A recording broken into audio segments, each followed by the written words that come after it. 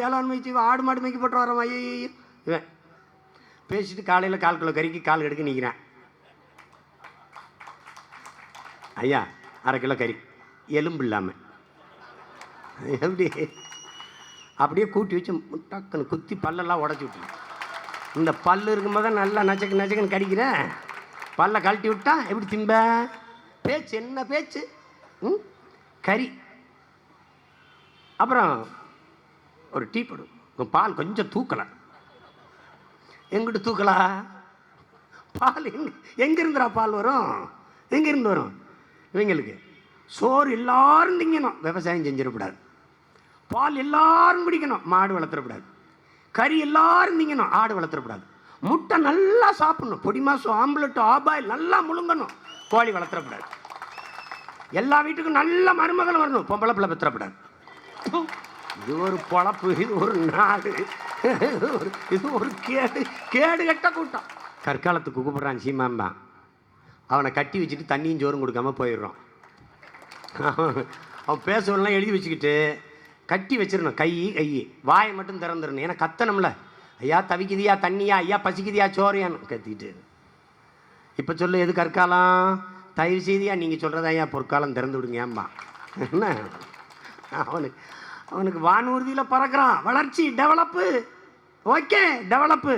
வானூர்தியில் உட்காந்துருக்குன்னு பசிக்கும், அது கீழே இருந்தால் போகணும் சோறு.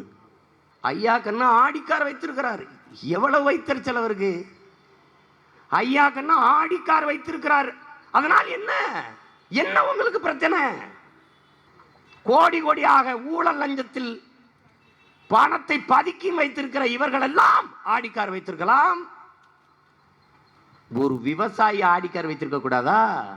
இதற்கு மேலே தன்மானத்தை இனமானத்தையும் தாண்டி இந்த மதம்தான் பெரிது என்று நினைச்சு நீ பிஜேபிக்கு ஓட்டு போட்டேன்னா உன்னை மனிதன் என்ற கணக்கிலே சேர்க்க முடியாது. அதை தெளிவாக நீ வச்சுக்கணும். பிளாஸ்டிக் அரிசி வந்துருச்சு, சாப்பிட்டு செமிக்கலைன்னு டாக்டர்கிட்ட போய் படுப்பேன். அவன் பார்த்து ஹெமே இதற்கு ஹேமா உனக்கு ஒன்றும் புரியாது. ஏன்னா நீ உனக்கு வந்து ஒருத்தனும் அண்ணன் தம்பி டாக்டர் ஆக மாட்டான். இதுக்கு மேலேயும் சாதி மதம் புடுங்குதுன்னு கிளம்பிட்டு இருந்தீங்கன்னா உன்னை புதகுலியில் போட்டு புதைக்கிறத தவிர வழி கிடையாது. நீ வாழவே வாய்ப்பில்லை. ஒரு தடவை குடியரசுத் தலைவரை சந்திச்சிருக்கிறார், எதிர்கட்சி தலைவரான காலத்திலிருந்து. எதுக்கு? என் சட்டையை கிழிஞ்சு வச்சு பாருங்க.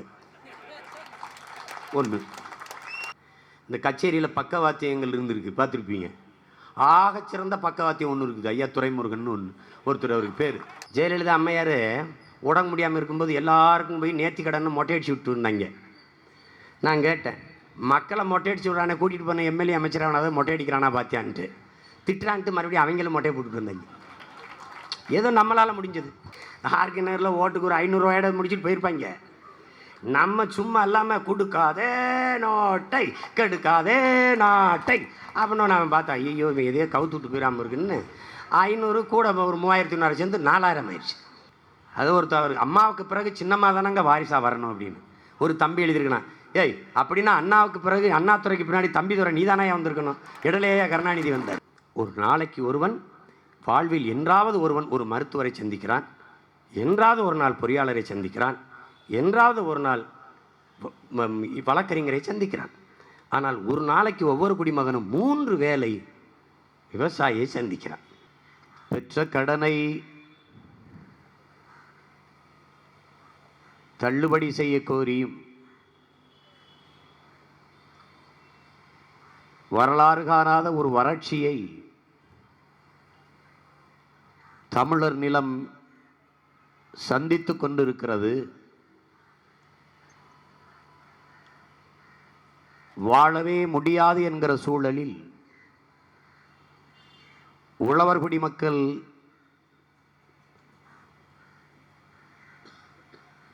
தற்கொலை செய்து உயிரை மாய்த்து கொண்டிருக்கிற நிலையில்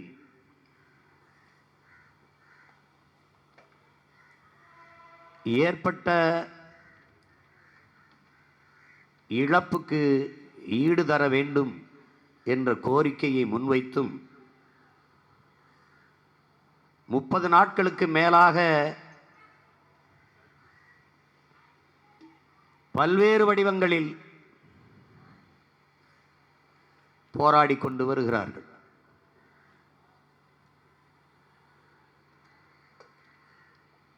தொடக்கத்திலே ஒரு கையில் திருவோடும் இன்னொரு கையில் உயிர் மாய்த்த உழவர்களின் மண்டையோட்டோடும் கட்டிய கோவணத்தோடும் நின்று போராடினார்கள்.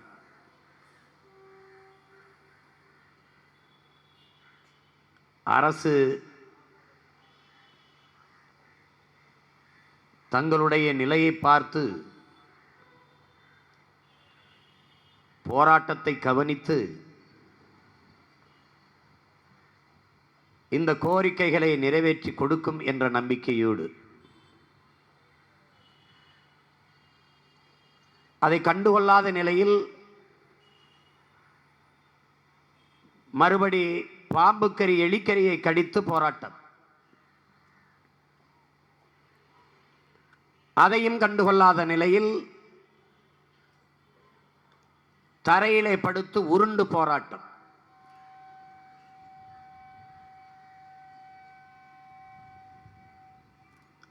அதையும் புறந்தள்ளிவிட்ட பிறகு தலைமுடியை வழித்து மீசையை வழித்து போராட்டம், அதையும் கொண்டு கொள்ளாத பிறகு மானத்திற்காக உயிரை விட்ட ஒரு இனத்தின் மக்கள், மானமும் வீரமும் உயிர் என்று வாழ்ந்த தமிழ் பெருங்குடி இனத்தின் மக்கள் நிர்வாணமாக நின்று ஆடையற்ற நிலையில் அம்மனமாக நின்று போராட்டம். இப்போது அதையும் கண்டுகொள்ளாத நிலை தொடர்ந்து கொண்டு இருக்கிறது. எதுவரை உன் மொழி நீள்கிறதோ அதுவரை உன் நிலம், எதுவரை உன் மொழி வாழ்கிறதோ அதுவரை உன் இனம். இங்கே நிலமற்ற இனமும் நிர்வாண உடலும் உலகில் அவமானகரமானது என்று நம் உயிர் தலைவன் மேதகுவே பிரபாகரன் அவர்கள் நமக்கு கற்பித்தது போல, நாம் நிலமற்ற இனமாகவும் நிர்வாண உடல் கொண்ட அவமானகரமான இனமாகவும் நின்று நிற்கிறோம். உலகம் பார்க்கிறது. நம்முடைய பெரிய தகப்பன் வேளாண் பேரறிஞர் நம்மாழ்வார் அவர்கள் நமக்கு சொல்லித் தருகிறார்கள். எது எதையோ கடன் கொடுத்தான் தமிழன், ஆனால் இந்த உலகில் எல்லோருக்கும் அறிவையும் கடனாக கொடுத்தவன் தமிழன் தான் என்று. வீரத்தில், மானத்தில், அறிவில், ஆற்றலில், கொடையில், ஈகத்தில் எல்லாவற்றிலும் சிறந்து விளங்கிய ஒரு இனம்.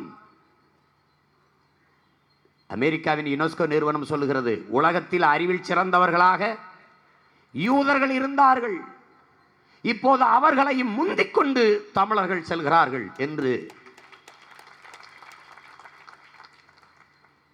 அப்படிப்பட்ட ஒரு இனத்தின் மக்கள், தமிழ் அறிவியலின் அடையாளமாக இருக்கிற நமது ஐயா அப்துல் கலாம் அவர்கள் நமக்கு சொல்கிறார்கள், பெருமையோடு சொல்கிறார்கள், உலக நாடுகள் வைத்திருக்கிறதே ஏவுகணை, அதற்கெல்லாம் முன்னோடிகள் நமது மூதாதைகள் என்று. இந்த நாட்டின் குடியரசுத் தலைவர் நாட்டின் இராணுவத்திற்கு ஒரு போர்க்கப்பலை அர்ப்பணிக்க வருகிறார். அந்த விழாவில் பங்கேற்று பேசுகிறார் மதிப்பிற்குரிய ஐயா பிரணாப் முகர்ஜி அவர்கள். இந்திய நாட்டின் கடற்படைக்கே முன்னோடி அரசேந்திர சோழன் என்று சொல்கிறார்கள். அந்த கப்பலுக்கு பெயர் அர்ஜுனா என்று வைத்தார்கள், அரசேந்திர சோழன் என்று வைக்கல. அது வேற, நாம வர்றோம் வைக்கிறோம், அது வேற. ஒரு பெருமைப்பட வாழ்ந்த இனம் இன்று தலைநகரில் கோமணமும் இல்லாது அம்மனத்தோடு. இவன்தான் எல்லோரும் கல்லுமாவிலே கோலமிட்ட போது இவன்தான் அரிசி மாவிலை கோலமிட்டான், ஈக்கும் எறும்புக்கும் இரையாக இருக்க வேண்டும் என்று. இவன்தான் எல்லோரும் தெருவில் வரும்போது குலைத்து விரட்டட்டும் என்று நாயை கட்டிய போது இவன்தான் திண்ணையை கட்டினான், போவர் வருவரெல்லாம் விருந்துண்டு இருந்து ஓய்வெடுத்து செல்லட்டும் என்று.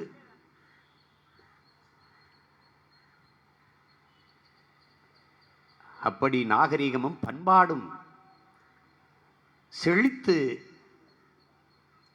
வாழ்ந்த ஒரு சமூகத்தின் மக்கள்.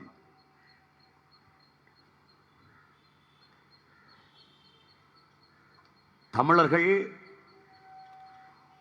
ஆந்திர காடுகளில் செம்மரக்கட்டைகளை வெட்ட வருகிற திருடர்களாக சித்தரிக்கப்படுகிறார்கள், கடத்தல்காரர்களாக காட்டப்படுகிறார்கள். என் மீனவ சொந்தங்கள் கஞ்சாவின் போன்ற போதைப் பொருள்களை கடத்துவர்களாக காட்டப்படுகிறார்கள். இந்திய கடலுக்குள் கைது செய்து இலங்கை ஒரு நாடு உலகத்தில் போதைப் பொருளை அதிகமாக கடத்தி விற்கிறவன் ஒரு நாடு என்று இருக்குது என்றால் அது இலங்கை. அந்த நாடு என் நாட்டு குடிமகனை, என் மீனவன் போதைப் பொருளை கடத்தி விட்டான் என்று தூக்கு தண்டனை கொடுக்கிறது.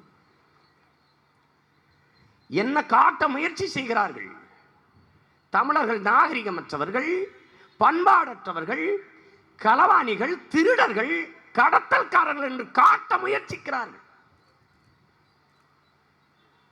ஒரு மானங்கட்ட கேடுகட்ட அரசு சின்னத்தையும் பதவியும் பார்த்து அல்லாடி கொண்டு அலைகிறது. தமிழனுக்கு என்று ஒரு அரசு இருக்கிறது. 30 நாட்களுக்கு மேலாக போராட்டம் நடக்குது. பிரதமரை வலியுறுத்தி 37க்கு மேல பாராளுமன்ற உறுப்பினர்கள், 50 பேர் மாநிலங்களவையோடு சேர்த்து உறுப்பினர்கள். என்ன விவசாய போராட்டம்? அது ஒரு இனத்தின் போராட்டம். விவசாயி என்று எப்படி அவனை பிரிப்ப? வயிறு இருக்கிறவன், பசி எடுக்கிறவன் ஒவ்வொருவனும் விவசாயி தான். இங்க விவசாயி இல்லாத ஒண்ணும் இல்லை. இந்த தேசத்தின் மிகப்பெரிய தலைவராக இருக்கிற ஐயா ராஜா அவர்கள், எச் ராஜா அவர்கள் சொல்கிறார்கள், என்னுடைய தம்பி கார்த்திக் அவர் கூட குறிப்பிட்டு பேசினார்கள், ஐயா கண்ணா ஆடிக்கார் வைத்திருக்கிறார். எவ்வளவு வைத்தறிச்சல் அவருக்கு! ஐயா கண்ணா ஆடிக்கார் வைத்திருக்கிறார், அதனால் என்ன என்ன உங்களுக்கு பிரச்சனை? உழைக்கும் மக்கள் சேமிப்புக்காக வங்கியில பணம் போடுறான். அந்த பணத்துல பல்லாயிரக்கணக்கான கோடிகளை கடன் பெற்று ஏமாத்தி விட்டு போன ஈன பயல்கள் எல்லாம் ஆடிக்கார் வைத்து சுத்தலாம். சாராயங்காட்சி விற்கிறவன் ஆடிக்கார் வைக்கலாம். சிகரெட்டு விற்கிறவன், பீடி விற்கிறவன், கஞ்சா விற்கிறவன், புகையில விற்கிறவன் ஆடிக்கார் வைக்கலாம். கோடி கோடியாக ஊழல் லஞ்சத்தில் பணத்தை பதுக்கி வைத்திருக்கிற இவர்கள் எல்லாம் ஆடிக்கார் வைத்திருக்கலாம். ஒரு விவசாயி ஆடிக்கார் வைத்திருக்க கூடாதா? ஐயாக்கன்னு போராடுவது ஒவ்வொரு விவசாயியும் ஆடிக்கார் வைத்திருப்பதற்கு வைக்க வேண்டும் என்பதற்காக என்பதை நாம் புரிந்து கொள்ளணும். ஒரு நாட்டில் ஒரு விவசாயி ஆடிக்காரனடா, தனி விமானம், தனி கப்பல் வைத்திருக்கிற அளவிற்கு வசதியோடு வாழ்ந்தால் தானடா அது நாடு. அது நாடு. பீரி வித்தவன் விமானம் ஓட்டலாம், சோறு கொடுக்கிறவன் ஆடிக்கார் ஓட்டக்கூடாதா? அவ்வளவு உங்களுக்கு போறாம வைத்தறிச்சலா இருக்குது.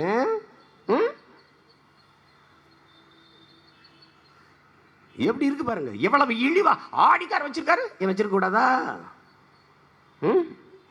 தெருவை குட்டி சுத்தம் பண்றவன், அழுக்கை அள்ளி சுத்தம் பண்ணுகிறவன் எல்லாம் ஆடிக்கார் ஓட்டுகிற காலத்தை உருவாக்க வேண்டும் என்பதாண்டா எங்களுடைய கொள்கை.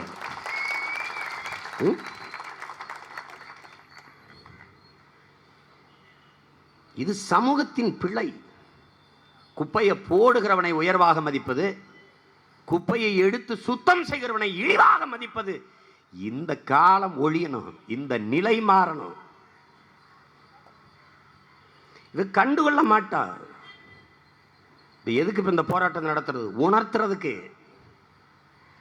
நாங்கள் தமிழர்கள், நாம் தமிழர் என்று பேசுகிற போது இங்க பல பெருந்தகைகள் இது ஒரு பாசிசம், இது ஒரு சாவனிசம், இது ஒரு டெரரிசம், இது ஒரு பிரிவினைவாதம், இது என்ன புதுசா தமிழ் தேச வியாதி, தமிழ் தேச அரசியல். அவங்க எல்லாம் எங்க இருக்காங்கன்னு பார்க்கணும். இந்த கூட்டத்தில் எங்கிட்டு இருக்க நீ இப்போ?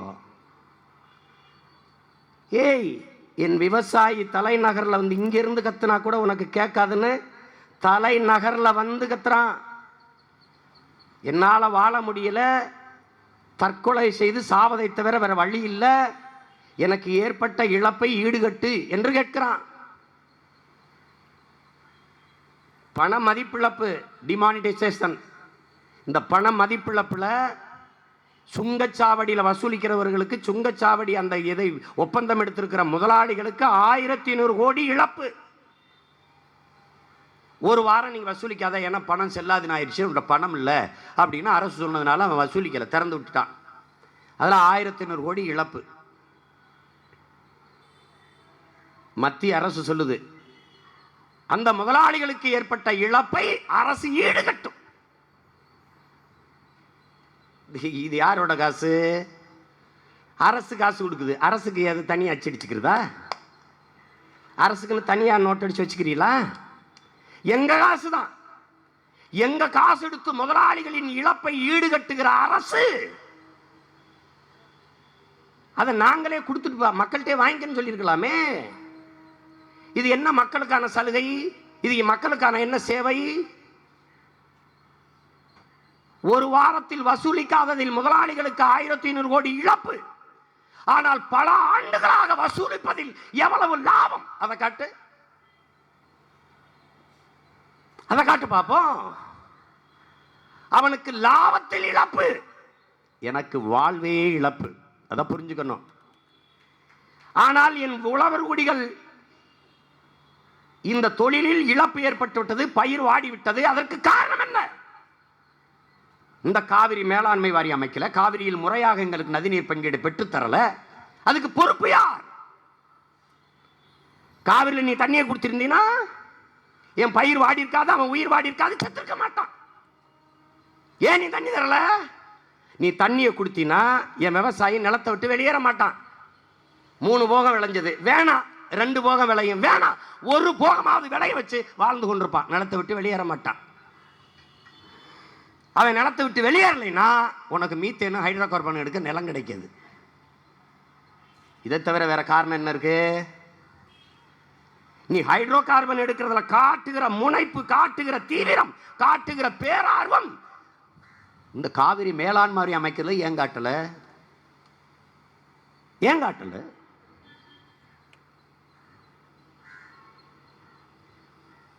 இந்த இழப்பை ஈடுகட்டுங்கள், வேளாண்மைக்காக நாங்கள் பெற்ற கடனை தள்ளுபடி செய்யுங்கள் என்று எமது மக்கள் போராடிட்டு இருக்காங்க. அது ஐயாக்கண்ணின் நிறுவனம் அல்ல, அங்க போராடுறவன் நிறுவனம் அல்ல, நம்ம அப்பனின் நிறுவனம். உலகத்தில் 13 கோடி தமிழ் மக்கள் பரவி வாழ்றானே, 50,000 ஆண்டுகளுக்கு மூத்த குடி, அந்த தேசிய இனத்தின் அவமானம் நிர்வாணம் என்பதை மான தமிழ் பிள்ளைகள் புரிஞ்சு கொள்ளணும். எங்க ஆளுங்க வேளாண்குடி மக்கள் வந்து போராடினவன 1 நாள் வேண்டாம், 2 நாள் வேண்டாம், 3 நாள் வேண்டாம், 4 நாள் வேண்டாம், 5 நாள் வேண்டாம், 6 நாள் வேண்டாம், 1 வாரம் 7 நாளில் வந்து இறங்கி வந்து என்ன பிரச்சனை, சரி சரி செய்வோம், நீ நிவாரணம் தர வேண்டாம். ஆறுதலாக ஒரு வார்த்தை. விவசாயிகளை பிரதமர் சந்தித்து மதித்து உட்கார வச்சு பேசினார். இந்த நாடு, இந்த நாட்டின் குடிமக்களான வேளாண் குடிமக்களை மதித்தது, தமிழ் வேளாண் குடிமக்களை மதித்தது, உட்கார்ந்து பேச்சு. உங்கள் கருத்துக்களை நாங்கள் ஏற்கிறோம், அது பரிசீலனை செய்கிறோம், அதை என்ன செய்ய முடியும்னு நாங்கள் யோசிக்கிறோம், தயவு செய்து போராட்டத்தை கைவிடுங்கள் என்று பேசி இருந்தால் இந்திய தேசியம் இருந்திருக்கும். கடைசி வரை கண்டுகொள்ளவே இல்லை என்கிற நிலையில் கட்டிய கோமனத்தையும் கலட்டி எறிந்து நிர்வாணமாக நின்றானே, அந்த இடத்தில் இந்திய தேசியம் இறந்து அவன் அம்மனத்தில் பிறந்ததா தமிழ் தேசிய அரசியல்.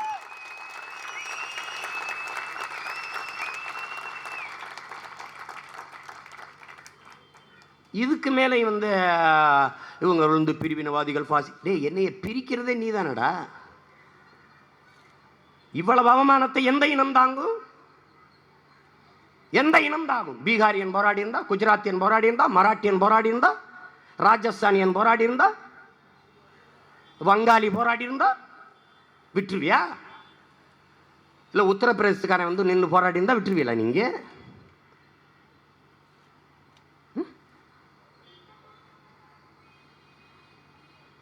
நீங்க எப்படிப்பட்ட ஆளுங்க? உத்தரப்பிரதேசத்தில் தேர்தலை எதிர்கொள்ளுது பாரதிய ஜனதா. 12ஆம் வகுப்பு வரை எல்லோருக்கும் கல்வி இலவசம். உத்தரப்பிரதேசத்தை மட்டும்தான் நீங்க ஆள்றீங்களா? அப்ப இந்தியா முழுமைக்கு நீங்க ஆள் இல்லையா? ஏன் இந்தியா முழுமைக்கும் 12ஆம் வகுப்பு வரை எல்லாருக்கும் கல்வி இலவசம் சொல்லுங்களேன். எதுக்குடா அப்ப இந்த தேசிய கட்சி? எதுக்கு இந்த கட்சி? நீ என்ன இறையாண்மை, தேசிய ஒருமைப்பாடு, இந்திய தேசியம் என்ன பேசுற? ஏன் பேசுற? ஏன் பேசுற? இது விவசாயிகளின் போராட்டம் அல்ல, ஒவ்வொரு குடிமகனின் போராட்டம். தாகத்துக்கு நீரும் பசிக்கு சோறும் என்கிற ஒவ்வொரு உயிரின் போராட்டம் இது. அதை புரிந்து கொள்ளணும். அவங்களுக்கு என்ன வந்தது? அந்த ஆத்தாளுக்கு நம்ம அப்பனுக்கு என்ன வந்தது? போய் போராடணும். என்ன இருக்குது? என்ன இருக்குது?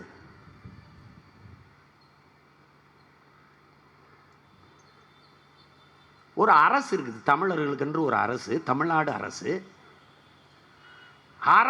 அரசு செய்ய வேண்டியதைத்தான் இந்த வேளாண்குடி மக்கள் செய்து கொண்டிருக்காங்க. அரசு தான் இதை போராடி பெற்றுக் கொடுத்திருக்கணும்.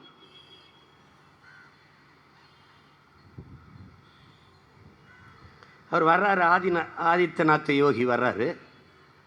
அந்த மாநில மக்கள், உத்தரப்பிரதேச மாநில வேளாண்குடி மக்கள் பெற்று 2 கோடி 2 கோடி குடும்பங்கள் பயன்பெறுங்கிறார். அவங்க கடனை தள்ளுபடி செய்கிறார். இந்த அரசு எங்களால் இவ்வளவுதான் நிதி இருக்கு, நாங்கள் தள்ளுபடி செய்கிறோம், மீதியை மத்திய அரசுகிட்ட வாங்கி இதை தள்ளுபடி செய்கிறோம், அதுக்கு உதவுறோம், ஏதாவது ஒன்று சொல்லணும்ல. சொல்லவே அரசு செய்ய வேண்டிய போராட்டத்தை நாட்டின் குடிமக்கள் போய் செய்து கொண்டிருக்காங்க. எல்லா வேலையை விட்டுட்டு அரசு சார்ந்த ஒருத்தர் போய், ஐயா தம்பிதுரை, ஐயா அமைச்சர் ஜெயக்குமார் போன்றவர்கள் போய், உங்கள் போராட்டத்தை நாங்கள் ஆதரிக்கிறோம். இது மாதிரி ஒரு கேவலம் எங்கேயாவது உலகத்தில் உண்டா பாருங்க. நாம ஆதரிக்கிறோங்கிறது நமக்கு அதிகாரம் இல்லை, வலிமை இல்லை. போராடுகிற மக்கள் கூட்டத்தில் நாமளும் ஒருத்தராக இருக்கிறதுனால நாங்கள் உங்கள் போராட்டத்தை ஆதரிக்கிறோம், உங்களுக்கு ஆதரவாக நாங்களும் களத்திலே நிற்கிறோம் என்பது இயல்பு, யதார்த்தம், அது சரியானது. இவ்வளவு அதிகார வலிமையை பெற்ற ஒரு அரசும் நான் உங்க போராட்டத்தை ஆதரிக்கிறேன் என்று பேசுவது பைத்தியகாரத்தனம். இந்த போராட்ட கோரிக்கையை ஏற்று அதை சரி செய்ய வேண்டிய பொறுப்பு அரசினுடையது.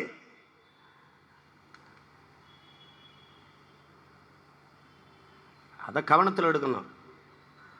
ஒண்ணுதான் இங்க இருக்கிற பிள்ளைகளுக்கு சொல்லுவேன், நாம வெல்வது வீழ்வது அதை பத்தி கவலைப்படக்கூடாது. இங்க பாரு, அம்மனத்தோட நிறுத்திட்டான் நம்மளை, அம்மனத்தோட நிர்வாணமா நிக்க வச்சுட்டான். மானம் போயிருச்சு, மானம் போயிருச்சு, இனத்தின் மானம் போயிருச்சு, தன்மானமும் போயிருச்சு, இனமானம் போயிருச்சு, தன்மானம் போயிருச்சு, உன் உரிமை போயிருச்சு, உழவர் குடிகளின் உயிர் போயிருச்சு, மீனவ சொந்தங்களின் உயிர் போயிருச்சு, உரிமை போயிருச்சு, எல்லாம் போயிருச்சு. இதற்கு மேலே தன்மானத்தை இனமானத்தையும் தாண்டி இந்த மதம்தான் பெரிது என்று நினைச்சு நீ பிஜேபிக்கு ஓட்டு போட்டேன்னா உன்னை மனிதன் என்ற கணக்கிலே சேர்க்க முடியாது. அதை தெளிவா நீ வச்சுக்கணும். இந்த காங்கிரஸ் பாரதிய ஜனதாவை ஒழிக்கணும். அவங்களும் பேசுவாங்க, ஆமா மோடி அரசு கண்டுக்கலைன்னு. இவங்க இருக்கும்போது என்ன கண்டுக்கிட்டாங்களா? இதே தான் அவங்களும். 2 பேருக்கும் ஒரு வித்தியாசம் கிடையாது. இந்த காவிரி மேலாண்மை வாரியத்தில் உங்க கருத்து என்ன பேச சொல்லு, வாய் முடிக்குவான். திரும்ப திரும்ப உங்களுக்கு நான் கற்பிப்பேன். சந்தை பொருளாதாரம், வர்த்தக பொருளாதாரத்தை ஏற்றுக்கொண்ட ஒரு நாட்டின் அதிபர் தனிப்பெரும் உள்நாட்டு வெளிநாட்டு முதலாளிகளுக்கு தரகு வேலை செய்ய முடியுமே ஒழிய சொந்த நாட்டு மக்களுக்கு தலைவர்களாக இருந்து சேவை செய்ய முடியாது. இது சத்தியம். இது மோடி இல்லை, நாளைக்கு ஆதித்யநாத் யோகி வந்தாலும் அவர் இல்லை, எவர் வந்தாலும் முடியாது. அதை நல்லா விளங்கணும். இவன் விவசாயி பல லட்சம் பேர் திரண்டு போறானாலும் கண்டுகொள்ள மாட்டான். இப்போ இதையவே ஒரு பொறியாளர், இதே ஒரு மருத்துவர்கள், இதே ஒரு ஆசிரியர் பெருமக்கள் அல்லது வழக்கறிஞர் பெருமக்கள் போராட சொல்ல உடனே வருவான். விவசாயி சாகடிக்கணும், விளைநிலத்தை விட்டு அவனை வெளியேற்றணும். ஏன்? அவன் ஒப்பந்தம் அப்படி. உலக வர்த்தக அமைப்பு, வேர்ல்டு ட்ரேட் ஆர்கனைசேஷன் ஒன்று வச்சுருக்கான். அதில் நம்மால் கையெழுத்து போட்டான். இந்த பயலுக ரொம்ப நாளாக வாஜ்பாய் அரசு காலத்தில் சண்டை நடந்துகிட்டு இருந்தது, அதை ஏற்க முடியாதுன்ட்டு. அதில் போட்ட பிறகு அவன் என்ன பண்ணிட்டான், இந்த உணவுப் பொருள்கள் கொடுக்குறான்ல, விநியோகம் பண்ணுறான்ல, பொது விநியோக முறை, ரேஷன் கடை மூடுன்ட்டான். இப்போ பருப்பு இல்லை, பாமாயில் இல்லை, அரிசி இல்லைன்னு இருக்குட்டான்ல. 10 நாள் கழித்து திடீர்னு ஒரு நாள் கடை இருக்காது, மூடிடுவான். நீ சிரிக்கின்ற இன்னொரு அண்ணன் விளையாட்டுக்கு சொல்ல நினைக்காத, ஏன் நடக்கும். அப்புறம் ஆமாம் அன்னைக்கே அண்ணன் சொல்லிச்சுல, நடக்கும், இதான் நடக்கும். அவன் மூடுறதுக்கு தானே போடுறான் கையெழுத்து. இப்போ என்ன சொல்கிறான், நீ எரிவாயு வாங்குறதுக்கு நான் மானியம் தர்றேன்ல, அது மாதிரி உனக்கு என்ன பண்ணுறேன், உன் வங்கி கணக்கு காட்டுமா, வங்கியில் கட்டாயமாக 5000 போடுங்கிறான். வங்கியில் இருந்த பணமெல்லாம் இவங்களுக்கு கடன் கொடுத்து திவாலாயிடுச்சு, முடிஞ்சிருச்சு, பல லட்சம் கோடி காலி பண்ணிட்டேன். இப்போ உழைக்கும் மக்கள் அன்னாடங்காட்சியில் கொண்டாந்து வங்கியில் கணக்கு போடு கொண்டாடுன்னு மறுபடி பல லட்சம் கோடியில் சேமிக்கிறான். சேமிச்சா அவனுக்கு கடன் கொடுப்பான். இப்போ வங்கி கணக்கில் நீ வங்கி கணக்கு வை, நான் உனக்கு காசு போடுவேன்பான். எதுக்கு? ரேஷன் கடையை மூடிட்டு அதுக்கான காசை உனக்கு தந்துடுறேன், அதான் மானியம். அந்த காசை எடுத்துக்கிட்டு போய் கடையில் வாங்கிக்க. கடை யாரோடது? உங்கள் அண்ணாச்சி கடை கிடையாது, பெரிய அண்ணாச்சி அதானி அம்பானி கடை, அங்கே போ, அதுக்கான வேலை நடக்குது. இதுதான் உலக வர்த்தக அமைப்பினுடைய வேலை திட்டம், வேர்ல்டு ட்ரேட் ஆர்கனைசேஷன், அதனுடைய வேலை திட்டம். இப்போ என்ன பண்ணுவான், விவசாயம் செய்யக்கூடாது, செத்துடணும். அப்போ யார் விவசாயம் செய்யணும்? அவன் வருவான், முதலாளி, கார்பரேட், அவன் வந்து செய்வான். அவன் நான் தர்ற பொருளை தான், அரிசி பருப்பை தான் விற்கணும்பான். என்ன கொடுப்பான்? இப்போ காட்டுறான்ல, பிளாஸ்டிக் பச்சை மிளகாய், பிளாஸ்டிக் முட்டைக்கோசு, பிளாஸ்டிக் முட்டை, பிளாஸ்டிக் தக்காளி, அப்படியே எல்லாம் வந்துடும். சாப்பிட்டேன் செமிக்கலையேம்பா, பிளாஸ்டிக் அரிசி வந்துருச்சு, சாப்பிட்டு செமிக்கலைன்னு டாக்டர்கிட்ட போய் படுப்பேன். அவன் பார்த்து ஹெமே இதற்கு ஹெமே ஹேமா, உனக்கு ஒன்றும் புரியாது. ஏன்னா நீ உனக்கு வந்து ஒருத்தனும் அண்ணன் தம்பி டாக்டர் ஆக மாட்டான். என்னம்மா செய்து, வயிற்று வலிக்குதாம்மா, சரி உட்காருங்க, அப்படிலாம் சொல்ல மாட்டான். வாட்மா, அவனுக்கு ஒன்றும் தெரியாது. நீ என்ன சொல்கிறாயின்னு, நீ தலைவலின்னா வயிற்று வலிக்கு ஊசியை போட்டு கொண்டுட்டு போயிடுவான். அது நடக்குதா இல்லையான்னு பாரு. நான் அந்த சாப்பிட்டேங்க செமிக்கலையேன்னு பார்ப்பான். ஓ இது சரி வராது, பிளாஸ்டிக் குடல் வைப்போம்னு பிளாஸ்டிக் குடல் வைப்பான். இதெல்லாம் நடக்க போகுது. நான் வேதனையை சிரிச்சுக்கிட்டு சொல்கிறேன், சத்தியமாக நடக்கும். அப்புறம் நீ செத்துருவா, வெளியில் பிளாஸ்டிக் பாடை இருக்கும், அதை தூக்கி கொண்டு போச்சு விட்டுருவான், எரிச்சு விட்டு போயிடுவான். இவன் ஏழ்மையை ஒழிக்கிறதுக்கு ஒரு வேலை திட்டம் வச்சுருக்கான். என்ன தெரியுமில்ல, சிறந்த வேலை திட்டம், ஏழைகளை எல்லாம் கொன்று ஏறக்குறைய செத்துட்டான், முடிஞ்சு. நீ கத்துவ, யார் காதிலும் விழாது. நீ கதறுவ, கண்ணீர் வடிப்ப, அதை துடைக்க எவன் கரமும் நீளாது. தலைநகர்ல போய் உட்கார்ந்து 30 நாட்களுக்கு மேலாக கத்துறான் நம்ம ஆத்தாளப்பனும், எவன் காதிலையும் விழல. இதற்கு மேலே நீ எழல, நீ ஒரு காலத்திலையும் வாழ மாட்ட. இதை தெரிஞ்சு வச்சுக்க. இதுக்கு மேலையும் சாதி மதம் புடுங்குதுன்னு கிளம்பிட்டு இருந்தீங்கன்னா உன்னை புதகுலியில் போட்டு புதைக்கிறத தவிர வழி கிடையாது. நீ வாழவே வாய்ப்பில்லை. எல்லாத்தையும் கடந்து ஒரு தேசிய இனமாக நீ எழுந்து எழுச்சி உறாமல் இந்த வீழ்ச்சியை சரி செய்ய முடியாது. நீ என்ன செய்வ? நீ அனைத்து கட்சி கூட்டத்தை ஐயா கூட்டுறாங்க, மதிப்பிற்குரிய பெருந்தகை ஐயா ஸ்டாலின் கூட்டி நேரம் எல்லாரையும் கூட்டிட்டு போய் பிரதமரை பார்த்து எங்க விவசாயிகளை சந்திக்கிறீங்களா இல்லையா என்று கேட்ட போறாங்களா?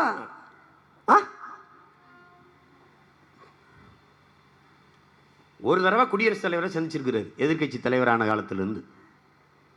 எதுக்கு? என் சட்டையை கிழிஞ்சு வச்சு பாருங்க. ஒன்று.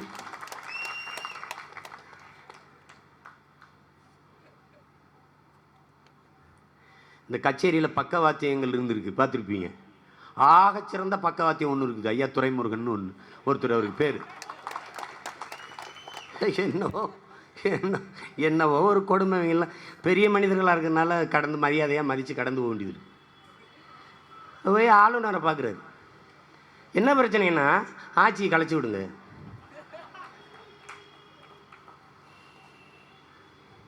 ஆட்சியை கலைச்சி விடு. இவங்க ஆட்சியில் இருந்தா ஆட்சி கிடைக்கிறதா, ஜனநாயக துரோகம் இல்லையா, அதெல்லாம் இவங்க பேசுறது. இவங்க ஆட்சியில் இருந்தா அதை தவிர வேற பிரச்சனை என்ன இருக்குது இவங்களுக்கு? ஆட்சியை கலைச்ச உடனே உடனே பதவிக்கு வந்துடணும்.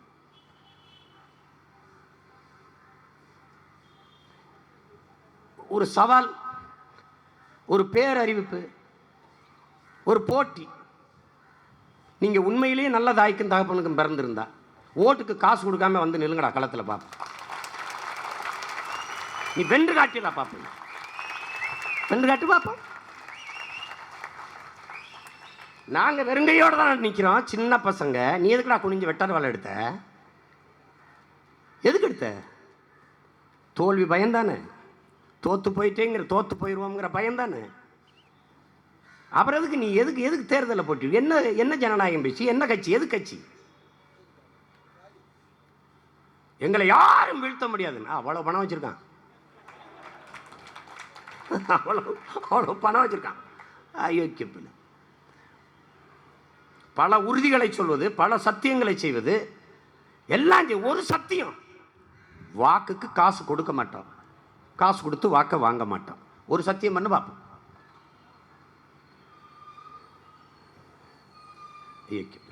விவசாயி செத்துட்டான், ஒரே நாளில் செத்துட்டானா?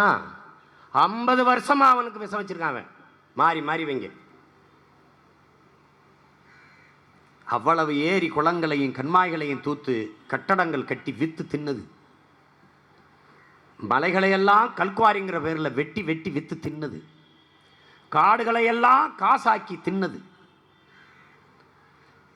ஆறுகளையெல்லாம் கொன்னது. மண்ணை அள்ளி அள்ளி லட்சக்கணக்கான கோடிகளுக்கு வித்து என் ஆறுகளையெல்லாம் கொன்னது. இதெல்லாம் காரணம். அவன் விளைய வைக்கிற பொருளுக்கு உரிய மதிப்பு இல்லை. சீம கருவேலையை அழிப்போம்னா அப்படின்னு சொன்னால் நீ சொல்கிறது சரியாக தான் இருக்கு. ஆனால் கரும்பு ஒரு டன் 1500 ரூபாய்க்கு தான் போகுது, கரும்பு ஒரு டன் 3000 ரூபாய்க்கு போகுதே.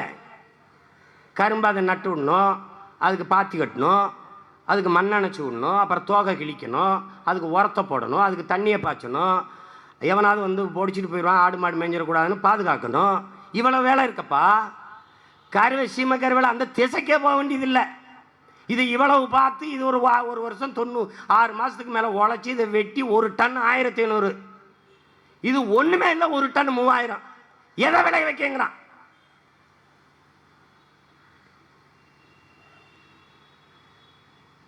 எல்லாத்தையும் நாசமாக்கி ஒரு நாட்டில் யார் வேணாலும் கடனாளியாக இருக்கலாம். விவசாயம் படிக்கிற கல்வி கற்கிற மாணவனும் கடனாளியா எப்படி இருக்கிறது? எப்படி இருக்கிறது? தேர்தலை சந்திக்கும் போது விவசாயி கடன்களை தள்ளுபடி செய்வோம். விவசாயிய கடனாளி ஆக்கியது யார்? பதில் இல்லை. மாணவர்கள் கல்வி கடனை தள்ளுபடி செய்வோம். கடன் வாங்கி என்னை கல்வி கற்கிற நிலைக்கு வைத்தவன் யார்? அது யார்? கல்வி என் அடிப்படை உரிமை, அதை கொடுக்க வேண்டியது அரசின் கடமை. அதை கொடுக்காமல் இருப்பது மாபெரும் கொடுமை. மனித உரிமை இல்லையா அறிவு, கல்வி? ஒரு தேசத்தின் மகத்தான கடமை இல்லையா? அதை வித்துவிட்டு இங்க யார் பள்ளிக்கூடத்துக்கு போறிய, கல்லூரிக்கு போறிய?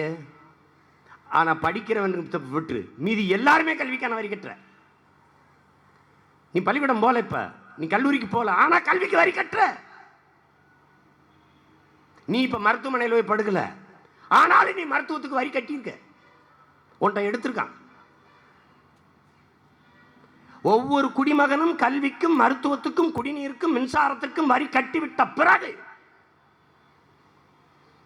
மறுபடி கல்வி தனியார்ட்ட வாங்க வேண்டியது இருக்கு, மருத்துவத்தை தனியார்ட்ட வாங்க வேண்டியது இருக்கு, அதிக விலை கொடுத்து வாங்க வேண்டியது இருக்கு. இது நாடா? இது ஒரு அரசா?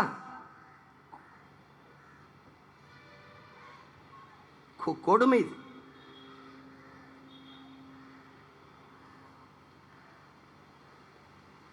ஒன்றை நாம் உணர்ந்து கொள்றோம். ஐயா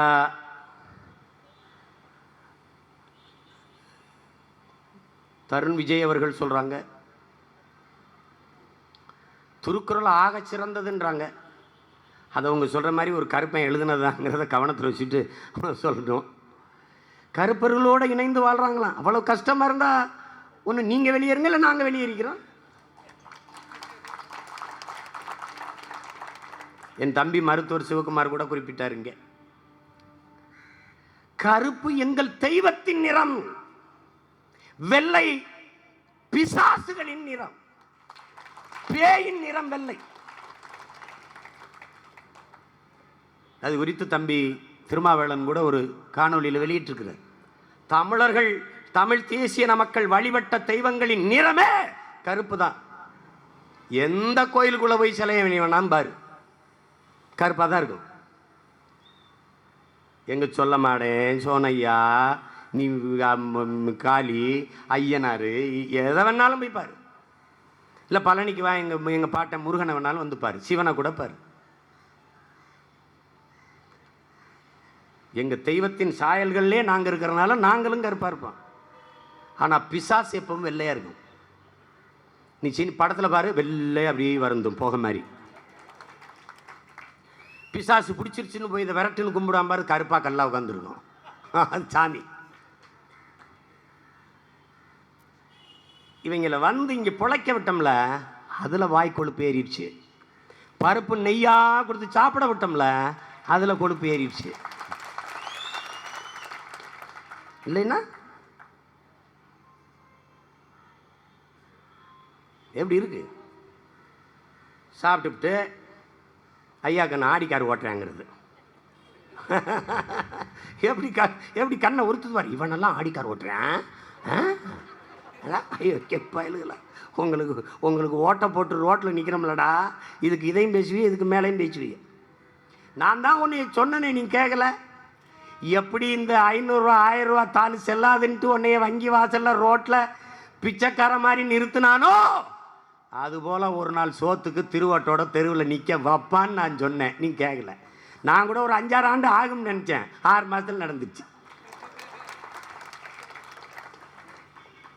நீ வழியே கிடையாது. எங்களுக்கு வாக்கு செலுத்தி அங்கே உட்கார வைக்கிறது தவிர நீ வாழ்வதற்கு வழியே கிடையாது. நீ எங்கே போய் சுற்றி வா, நாங்கள் பேசுகிறது தான் பேசணும். இப்போ நாங்கள் தமிழ் தேசிய அரசியல் பேசுகிறோம்ன்றான்ல, வேளாண் குடிமக்கள் போராடுகிறதை, விவசாயிகள் போராட்டத்தை அரசு கண்டுகொள்ளவில்லை அப்படின்னு பேசுகிற எல்லாரும் தமிழ் தேசிய அரசியல் தான் பேசுகிறான். அதை சொல்லிட்டு பேச மாட்டேங்கிறான். அதான் இங்கே இருக்கிறது. ஐயா ஸ்டாலின் சொல்ல பாருங்க, கடன்காரர்களாக ஆக்கிவிட்ட அரசு இது ஜெயலலிதா அரசு. இந்த அரசு ஒரே நாளில் 5 கோடி வந்துருச்சா என்ன கடன்? 5 லட்சம் கோடி. 50 ஆண்டுகளா 5 லட்சம் கோடி. அதில் பாதி கோடி ஐயாவும் அவங்க ஐயாவும் பண்ணது, மீதி கோடி அம்மாவும் அவங்க ஜாலராக்களும் பண்ணது. இப்போ நம்ம வந்தவொடனே கேட்குறான் எல்லாரும், முதல் கையெழுத்து எது போடுவாயின்னு. முதல் கையெழுத்து, இந்த அரசு திவாலாகிவிட்டது. ஒரு மஞ்சள் நோட்டீஸ், கடன் எனக்கு இதுக்குன்னு சம்மந்தம் இல்லை. ஏண்டா இந்த கண்ட இந்த காவாலி பயிலுக்கு கொள்ளையடிச்சு கொளுத்து வாழ்றதுக்கு கடன் வாங்கி வச்சு நம்மளை கட்டிக்கிட்டு இருக்கிறது. அந்த மக்கள் அது எங்கே போய் வசூலிக்கிறது? எம்ஜிஆர் சமாதிக்கு பக்கத்தில் ஒரு சமாதி இருக்கு, அங்கே போ. அப்புறம் இது என்னைக்கு நடக்குது, எங்கே இருக்குன்னு பார்த்து அந்த முகவரியை கொடுத்து இங்கே பாரு. என்கிட்ட கேட்காத, அம்மாவின் உண்மையான வாரிசுன்னு ஒரு 5-6 பேர் சட்டை கிழிச்சிட்டு அலையிறான். அவன்கிட்ட போ. எந்தெந்த பையெல்லாம் இத்தனை ஆண்டுகளாக ஆட்சியிலேருந்து அதிகாரத்திலேருந்து சம்பாரிச்சாங்கிற பட்டியல் நான் தாரேன். அவன்கிட்ட போய் வசூலிச்சுக்க. அவன் தான் வச்சிருக்கான். 5 லட்சம் கோடி எங்கே இருக்குது? அவன்கிட்ட தான் இருக்குது. அரசு கசானா திறந்து பார்த்துக்க ஒன்றும் இல்லை. இப்போ என்ன அழிச்சு கிழிச்சு 1லேருந்து புரட்டா சூரி மாதிரியே முதல்ல இருந்து சாப்பிடும். இங்கே வா, ஒன்றுலேருந்து ஆரம்பிக்கிறான் அடிச்சு கிழிச்சு. இப்போ என்ன பண்ணுறது? இப்போ எனக்கு கடன் தான். இதுக்கு பொறுப்பு நான் பொறுப்பு. எதில் போடணும் கையெழுத்து? 2 லட்சம் வாங்கியிருக்கேன் கோடி. இந்த 2 லட்சம் கோடியை உனக்கு நான் கட்டுவேன். மக்கள்கிட்ட சொல்லிடுவேன், திவால் ஆயிடுச்சு, நீங்கள்லாம் செஞ்ச பாவம். திருப்பி திருப்பி ரெட்டாயில உதயசூரியனுக்கு போட்டு நாட்டை நாசமாக்கி கடன் ஆக்கிட்டு அம்மா போய் நிம்மதியாக படுத்துருச்சு. ஐயா அவருக்கு எதுவும் கவனத்துக்கு போகலை. இப்போ அவரால் முடியல, வயது முதிர்ந்த பெரியவர் ஆயிட்டார், அவருக்கு பேச முடியலைங்கிறாங்க, நினைவு ஆற்றல் வரலைங்கிறாங்க. அதை விட்டுருவோம். ஆனால் வேறு வழி என்ன இருக்குது? போக்குவரத்துக்கு அம்மா பேருந்து கட்டணத்தில் 80 ரூபாய் ஏற்றிட்டாங்க ஜெயலலிதா அம்மையார். ஏன்னு கேட்டால் இழப்பு. நான் கேட்டேன், எவ்வளவு இழப்பு? 44,000 கோடி. பேருந்து எங்கே போகிறது? நடுவால் ஒரு பெரிய ஓட்டை வச்சு படியில் இறங்குறது இல்லை யாரும், இதுக்கெல்லாம் குதிச்சுக்கிறது. பள்ளிக்கூடத்துக்கு போகிற பிள்ளை தொப்பனை விழுந்து பின்வெளி ஏறி செத்து போச்சு. சக்கரை ஏற்றி கொண்டு விட்டான். சேவை தம்பி சொன்னான்ல, பொது பணி. அறிவிச்செல்வன் சொன்னான்ல, பொது பணி. இதுதான் பொது பணி. அது 400 கோடியாக இருக்கும்போது ஏன் நிவர்த்தி செய்யலை? 4000 கோடியாக இருக்கும்போது ஏன் சரி செய்யலை? 14,000 கோடியாக இருக்கும்போது ஏன் சரி செய்யலை? 44,000 கோடியாக வருகிற வரை என்ன பண்ணிக்கிட்டு இருந்திய? பதில் இல்லை. எப்படி இருக்கு பாருங்க. எவ்வளவு பெரிய அயோக்கியத்தனமும் ஏமாற்றம் நடக்குதுன்னு பாருங்க. நீதிமன்றம் சொல்லுது, இந்த கடைகளை மூடு, நெடுஞ்சாலையில் இருக்கிற மதுக்கடைகளை 3500 கடையை மூடுன்ட்டு. இந்த கடைகளுக்கு ஈடாக 3500 கடையை திறக்கிறதுக்கு, இந்த கடையை திறக்கிறதுக்கு வேலை நடக்குது எங்க? சிற்றூர்களில், கிராம பகுதிகளில். எவ்வளவு அக்கறையான அரசு! பாட்டாளி மக்கள் நிகழ்ச்சியுடைய வழக்கறிஞர் பிரிவு செயலாளர் சகோதரர் பாலு அவர்கள் போய் உச்சநீதிமன்றத்தில் வழக்கு தொடுக்கிறாங்க, இந்த கடைகளை மூடணும்ட்டு. அவசரமாக அரசு போய் மறுசீராய்வு மனு போடுது, இந்த உத்தரவை மறுபரிசீலனை செய்யுங்க. எப்படி? கடையை மூட முடியாது, அதுக்கு மறுபரிசீலனை செய்யுங்க. எவ்வளவு அக்கறையான அரசு! எப்படி இருக்கு? குடிச்சிட்டு வந்து புருஷன் அடிக்கிறான்னு கடையை மூடுன்னு போராட போனால் போலீஸ் அடிக்குது.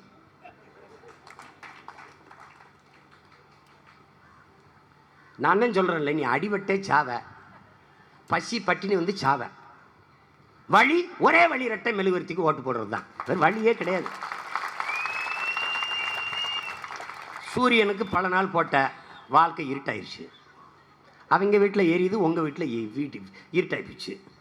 ரெட்டலைக்கு போட்ட, கடைசியாக நீ மொட்டையாயிட்ட. ஒன்றும் கிடையாது. கடைசிக்கு ஜெயலலிதா அம்மையார் உடம்பு முடியாமல் இருக்கும்போது எல்லாருக்கும் போய் நேர்த்தி கடன்னு மொட்டையடிச்சு விட்டு இருந்தாங்க. நான் கேட்டேன், மக்களை மொட்டையடிச்சு விட்றானே, கூட்டிகிட்டு போன எம்எல்ஏ அமைச்சரானதை மொட்டையடிக்கிறானா பார்த்தியான்ட்டு திட்டுறான்ட்டு மறுபடியும் அவங்களும் மொட்டையை போட்டுட்டு இருந்தாங்க. ஏதோ நம்மளால் முடிஞ்சது. ஆர்கினரில் ஓட்டுக்கு ஒரு 500 ரூபாயோட முடிச்சுட்டு போயிருப்பாங்க. நம்ம சும்மா இல்லாமல் கொடுக்காதே நோட்டை கெடுக்காதே நாட்டை அப்படின்னு நான் பார்த்தா, ஐயோ எதையோ கவுத்து விட்டு போயிடாமல் இருக்குன்னு 500 கூட ஒரு 3400 சேர்ந்து 4000 ஆயிடுச்சு. கொடுக்கலாமா வேணாமா, கொடுக்கலாமா வேணாமான்னு எதிர்கட்சி யோசிக்குது. கொடுக்கலைன்னா போயிடுவான் காணாமன்னு போட்டான். மறுபடியும் அவன் 2 கொடுத்தவர் அந்த ஆட்சியை கலைஞ 4 கொடுத்துட்டாங்கன்னு. அவர் 4 கொடுத்தவன் எது வந்தாலும் எதிர்கொள்வோம். ஓ, எம்பட்டு பெரிய ஜனநாயகம், எவ்வளோ பெரிய நாடு!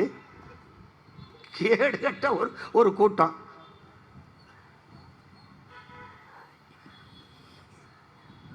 இதை புரிந்து கொள்ளணும். எந்த காலத்திலையும் தமிழின மக்களின் உணர்வுக்கு, உரிமைக்கு, உயிருக்கு இந்த கட்சிகள் ஆட்சிகள் நிற்காது. இவர்கள் சம்பாரித்து பதுக்கி ஒதுக்கி வச்சிருக்க பணத்தை பாதுகாக்க பதவியில் இருக்கணும்னு தொடர்ச்சியாக இருக்கணும்னு நினைப்பாங்களே ஒழிய, பதவி என்பது மக்களுக்கு உதவி செய்வதற்கு என்ற எண்ணம் இவர்களுக்கு வராது. அப்படி இருந்த அரசியல் தலைமைகள் இல்லை. இப்போ ஐயா ஜீவானந்தத்தை போல, ஐயா சிங்காரவேலரை போல, மனித புனிதர் ஐயா கக்கனை போல, பெருந்தலைவர் ஐயா காமராஜரை போல இங்கே இருந்த அரசியல் தலைவர்கள் இப்போது இல்லை. இவர்கள் தரகர்கள். உள்நாட்டு வெளிநாட்டு பெரும் முதலாளிகளுக்கு இடையே தரகு வேலை செய்கிற புரோக்கர்கள். கமிஷன் கொடுத்தால் எதிலும் கையெழுத்து போட்டு விட்டு போகிற தரகர்கள். அதை கவனத்தில் வைத்துக்கொண்டு நாம் வேலை செய்யணும். நம்ம இடத்துல கேட்கிறார்கள், அடுத்து என்ன மாதிரி போராட்டம்னு. இனி என்ன போராட்டம் இருக்கு? உயிரை கொடுத்தாச்சு, மதிப்பில்லை. உயிருக்கு மேலாக இந்த இன மக்கள் மதிக்கிற மானத்தையும் விட்டாச்சு, மதிப்பில்லை. இது என்ன போராட்டம் இருக்கு? ஒரே ஒரு வழிதான் இருக்கு. எவன் நம்மை உணர்வை மதிக்கலையோ, நம்ம உரிமைக்காக நிக்கலையோ, நம்ம உயிரை மதிக்கலையோ, தமிழர்கள் வாழ்க்கையை பற்றி கவலைப்படலையோ, அவனுக்கு தமிழின மக்களின் வாக்கு இல்லை என்கிற நிலையை இந்த நிலத்தில் மான தமிழ் மக்கள் உருவாக்குவதுதான் இருக்கிற கடைசி வழி, ஆக சிறந்த வழி. வேற வழி கிடையாது. இப்ப இதே இது கன்னடர்கள் போராடி இருந்தா உடனே வருவாரு பிரதமர், உடனே பேசுவாரு. எத்தனை உதாரணம் உனக்கு சொல்லி இருக்கிறேன், எத்தனை உதாரணம். காட்டுக்குள்ள நம்மளை சுட்டு போட்ட போது கண்டன வருத்தம் தெரிவிச்சாரா? கடலுக்குள்ள சுட்டு போட்ட போது கண்டன வருத்தம் தெரிவிச்சாரா? அரவிந்த் கெஜ்ரிவால் நடத்திய போராட்டத்தில் ஒரு சீக்கிய உழவர் இறந்து போனார். அதுக்கு தேசத்தின் பெருந்துயரம் என்று வருத்தம் தெரிவித்தார். ஏன்னா கெஜ்ரிவாலுக்கு எதிராக கருத்து அது, உழவனுக்கு ஆதரவான கருத்து அல்ல. கெஜ்ரிவால் நரேந்திர மோடியை, பாரதிய ஜனதா அரசை கடுமையாக எதிர்ப்பதாலேயே அதற்கு எதிராக ஒரு கருத்தை பதிவு பண்ணணும். இது தேசத்தின் துயரம் என்று பதிவு செய்கிறார். 200க்கும் மேற்பட்ட விவசாயி தற்கொலை பண்ணி சேர்த்திருக்கான். இது தேசத்தின் பெருந்துயரம் அல்ல, மாபெரும் கொடுந்துயரம். அதை பதிவு பண்ணல. இங்கே ஒரு தலைவர் இருக்கார், ஐயா தம்பிதுரைன்னு அவர் பேரு. அது ஒருத்தர், அம்மாவுக்கு பிறகு சின்னம்மா தானங்க வாரிசா வரணும் அப்படின்னு ஒரு தம்பி எழுதியிருக்கணும். ஏய், அப்படின்னா அண்ணாவுக்கு பிறகு அண்ணாதுரைக்கு பின்னாடி தம்பிதுரை நீதானே வந்திருக்கணும், இடையிலேயே கருணாநிதி வந்தார். அப்படி ஒரு ஆகச்சிறந்த தலைவர் அவர். அவர் பதிவு செய்கிறார் பாராளுமன்றத்தில், தமிழ்நாட்டில் விவசாயிகள் யாரும் தற்கொலை செய்யல. அப்ப யாரு இவங்க? கொலை பண்ணிட்டாங்க. அதான் உண்மை. இத்தனை ஆண்டுகளாக இந்த நாட்டை, இந்த மக்களை ஆட்சியாளர்கள் செய்த படுகொலையே இங்கே நிகழ்ந்த விவசாயிகளின் தற்கொலை. அதில் வேளாண்துறை அமைச்சர் ஒருத்தர் சொல்றாரு, அவர் துறக்கணும் ஏதோ ஒரு கண்ணு. அவர் விவசாயிகள் கடன் கஷ்டப்படுறாங்களா? வட்டிக்கு காசு கொடுத்து வாழ்ந்து கொண்டிருக்கிறார்கள். எப்படி அவர் சொல்றாரு? அவர்கிட்ட வாங்கித்தான் அவர் சாப்பிட்டுக்கிட்டு இருக்காரு, வட்டிக்கு விவசாயி கிட்ட. திமிரு, அதிகார திமிரு. இதையாவது இந்த மக்கள் இனிமேலாவது புரிந்து கொண்டு இவங்கள ஒழிக்காம நீ வாழ முடியாது என்கிற நிலை நீ உணர்ந்து கொள்ளணும். பயனற்றது இந்த அதிகாரம். எதுக்கு இது பயன்பட போகுது?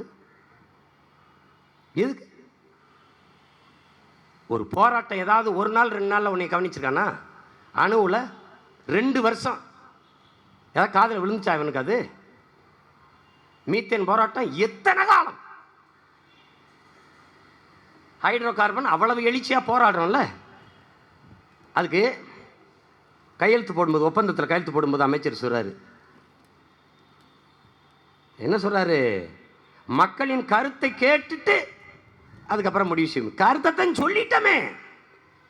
பல போராட்டங்களை நடத்தி ஹைட்ரோ கார்பன் திட்டம் எங்களுக்கு வேண்டாம், எங்கள் நிலத்தை, வளத்தை, நீரை, காற்றை அது நஞ்சாக்கி விடும் என்று தங்கள் கருத்தை மக்கள் பதிவு செய்துவிட்ட பிறகு ஊடகத்தில், பொதுவெளியில், அச்சு ஊடகங்களில், காட்சி ஊடகங்களில் கருத்தை பதிவு செய்துவிட்ட பிறகு மறுபடி மக்கள்கிட்ட கருத்து கேட்டு அப்புறம் முடிவு. அப்புறமேலே நீங்கள் கையெழுத்து போட்டிருக்கணும். இவர் கையெழுத்து போட்டார், மக்கள்கிட்ட கருத்து கேட்போம்னு சொல்லிட்டாங்க. அவன் வாங்க அந்த ஜிம் லேபாரட்டரி இருக்கான் பாருங்க, அவன் வெளியில் வந்து எப்போ எடுப்பேன்னா 6 மாதத்தில் எடுப்போம், ஆரம்பிப்போம்ங்கிறேன். நீ வான்னு நானும் காத்திருக்கேன். நீ வந்துரு, நீ எடுத்துரு பார்ப்போம். என்னையை தாண்டிட்டு நீ ஒரு காற்று இல்லை, ஒரு புள்ள கூட நீ முடியும் போக முடியாது. நீ வா, நீ இங்கே பார்ப்போம். இந்த ஆத்து மணல் அள்ளுறான், கத்தி கத்தி பார்க்குறோம், எவனும் கேட்கறதில்ல. கட்டுரைகள் வருது, இனிமேலாவது அரசு இந்த மணல் கொள்ளையை தடுக்க கவனத்தில் எடுக்குமா? அது செலுக்குமா? செலுத்தாது. ஏன்? அரசு தாண்டி விற்குது. ஆளை தோண்டிட்டான். ஆறுகள் எல்லாம் பாறை தட்டுப்படுதான். எப்படியே பாறை தட்டுப்படுதான். அந்த குழிகளை மூடாம வச்சிருக்கணும். வந்த பிறகு நமக்கு தான் தெரியுமில்ல இவன் மண்ணில் வித்தான்னு. அம்பிட்டு பேரையும் தூக்கி பச்சை மட்டை பார்த்துருக்கீங்களா? பச்சை மட்டை கேள்விப்பட்டிருக்கா? பச்சை மட்டை கேள்விப்பாரு. பனை மட்டையில் பச்சை மட்டையை வெட்டணும். வெட்டி கருக்க ஓரத்தில் கிழிச்சிடணும். கிழிச்சிட்டு வச்சுக்கிட்டு குப்பரை படுக்க போட்டு அடிக்கிற அடியில் அன்னைக்கு தாய் முளையில் பால் குடித்தான் பாரு, அந்த பால் வெளியில் ரத்தமாக வந்து விழணும். அப்படியே தூக்கி தோண்டின குழி இருக்குல்ல அதில் போட்டு எந்த புல்டோசர் வச்சு அல்றான் பாரு மண்ணை, அதே புல்டோசர் வச்சு தள்ளுறான் மண்ணேன்.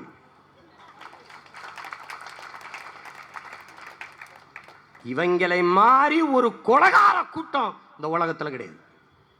எவ்வளவு எவ்வளவு தடவை கத்திட்டோம். ஆரெல்லாம் கொன்னுட்டீங்களே, இப்படி அழிச்சிட்டீங்களே, என்ன செய்ய?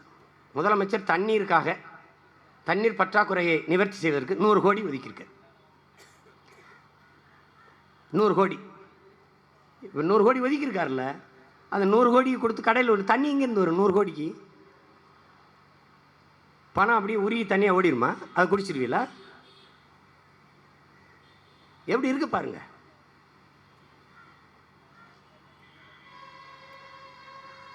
நாம குடிக்க தண்ணி கேட்குறோம்ல, தண்ணி வேணும் தண்ணி வேணும்னு. தண்ணி கேட்குறாங்கன்னு இப்போ என்ன பண்ணுறான்னு தெரியுமில்ல, தெருவுக்கு தெரு டாஸ்மார்க்கு தரங்கன்றான். ரொம்ப தாகமாக வந்தால் ஒரு பீரை விட்டு போப்பா, அது கொஞ்சம் இருந்தால் ஒரு குவார்ட்டர் விட்டுப்பா, அப்படியே விட்டு போப்பா. தண்ணீர் பஞ்சத்தை தீர்க்கிறவர்கள்.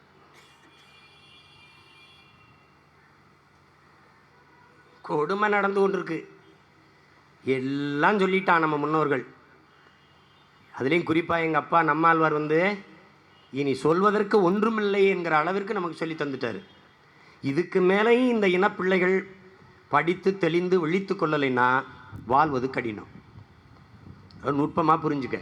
ஒரு கவிஞன் எழுதுனது தான், கடைசி மரமும் வெட்டப்பட்ட பிறகு, கடைசி நதியும் நஞ்சான பிறகு, கடைசி மீனும் பிடிபட்ட பிறகுதான் இவர்களுக்கு தெரியும் பணத்தை சாப்பிட முடியாது என்று. இப்போ என்ன இருக்கு வங்கையில்? பணம். அதுக்கும் தாளா இல்லை. தாளா இருந்தால் கூட ஏதோ கரைச்சி கிரிச்சாது இங்கெல்லாம் கழுத மாதிரி அட்டை, கிரெடிட்டு, டெபிட்டு, அதை கடிச்சிட்டு சாக வேண்டியதான். நீ முடிச்சிட்டான் உன்னைய. இன்னி கொஞ்ச நாளில் பாரு, ரேஷன் கடையை மூடினோடனே ரேஷனில் அரிசி வாங்கி சாப்பிடுறதுல அந்த சனம் முழுக்க செத்துரும். யார் போராடுவாங்கிற? நம்ம தான். இந்த இடத்துல ஏன் நிறுத்திருக்கான்? இங்கே தான் எவனும் பார்க்க மாட்டான். மக்கள் பார்வையிலே படாமல் போராடிட்டு கத்திடுச்சாங்க. இது ஓன் நிலம், நீ உரிமை இழந்து நிற்கிற. ஆனால் இழந்த உரிமையை போராடி பெறுவதற்கு கூட நிற்கிறதுக்கு ஒரு நிலமற்று நிற்கிறேங்கிறத நீ கவனத்தில் வச்சுக்க. என்னைக்கு இதை மாற்றுவது? இதை விட இழிநிலைக்கு உன் இனம் போகவே முடியாது. போயிடுச்சு. நெசவு இல்லை, செத்துட்டான். குயவு இல்லை, முடிஞ்சு. மீன் இல்லை, முடிஞ்சு. மீனவன் வாழ முடியாது என்கிற நிலையை உருவாக்கிட்டான்.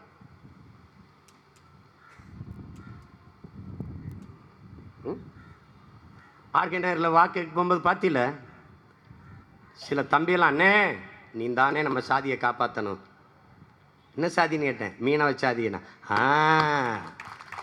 நீ தான் காப்பாற்றணும் அப்படி. நான் காப்பாற்றுவேன், நீ ஓட்டை ரெட்டலைக்கு போட்டுரு, தொப்பிக்கு போட்டுரு, இல்லை மின்கம்பத்துக்கு போட்டுரு, இல்லை சூரியனுக்கு போட்டுருன்னு. அப்புறம் என்ன பண்ணு, என்னையும் சேர்த்து அவனாவது காப்பாற்றணும். அப்புறம் இதில் இருந்து மீளணும். மக்கள் சின்னங்களை பார்த்து வாக்கு செலுத்துகிற நிலை மாறணும். தலைவர்களை துதிபாடுவது, தலைவர்களை முன்னிறுத்தி தனி மனித அபிமானங்களில் அரசியல் செய்கிற முறை ஒழியணும்.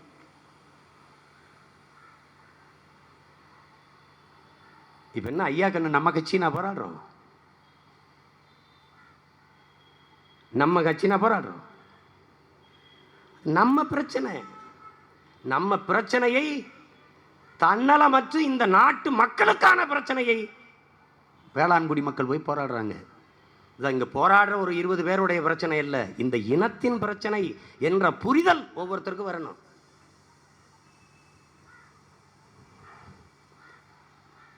இது ஒரு தொடக்க நிலை. நானும் என் தம்பி சிவகுமாரும் போனோம். அங்கே போய் டெல்லியில் போய் சந்தித்து அவர்களோட பேசணும். அங்கே படிக்கிற பல்கலைக்கழகங்களில் படிக்கிற நம் கட்சி பிள்ளைகள் எல்லாம் அதில் பங்கேற்று, அங்கே படிக்கிற மருத்துவ பிள்ளைகள் எல்லாம் அவர்களுக்கு மருந்து மாத்திரை கொடுத்து, உடல் சோதித்து, ரத்த அழுத்தம் கொடுக்கிறதா, காய்ச்சல் வருகிறதா எல்லாம் பார்த்து, அந்த பிள்ளைகளெல்லாம் அவர் அன்பு கொண்டு பார்த்து கொண்டு தான் இருக்கிறார்கள். ஆனாலும் இது எப்படி பார்க்கப்படுகிறது? ஐயா கண்ணும் அவர் கூட நிற்பவர்களும் அவர்களுடைய சுயதேவைக்கு போராடுவது போல காட்டப்படுகிறது. அது சரியானதா? அது ஏற்புடையதா?